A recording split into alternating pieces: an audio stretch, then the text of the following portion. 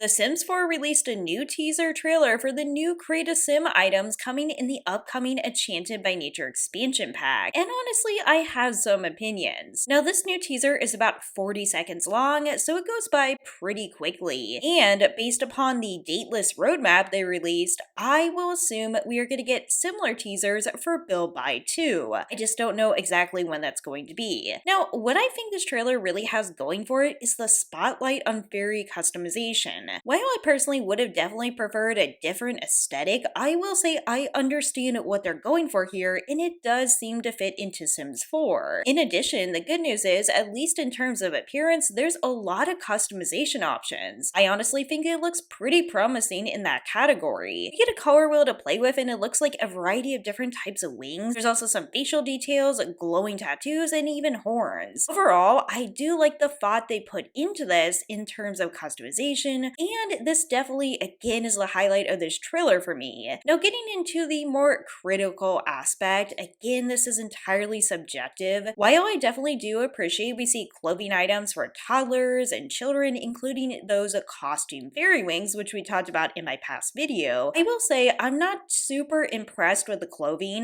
Maybe it's just not my style, maybe it's not something I personally would use. I'm not exactly sure what aesthetic we're going for. It seems like a few different things at the same time.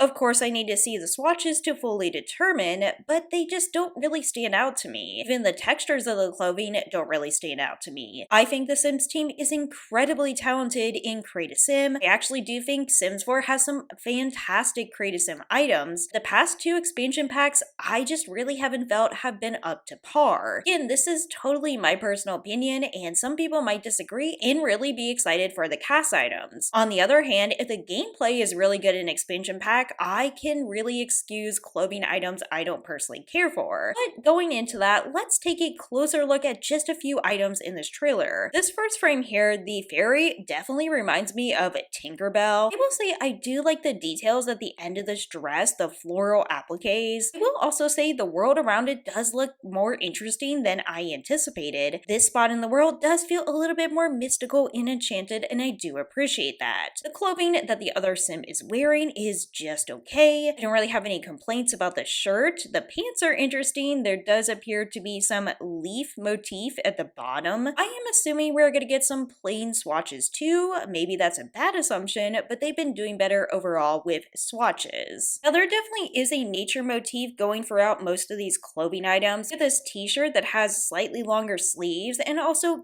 khaki pants. With the khaki pants, it looks like this wallet or purse is actually attached, so I will be curious to see if there's going to be any options without that. I don't know how I feel about this outfit overall. I will note, I believe these pants are the same pants that we saw previously. They are just in a different swatch, a very interesting swatch at that. We have a sleeveless tank that has a butterfly on it. I will say, depending on the swatches, you could use this for sportswear or just hanging out.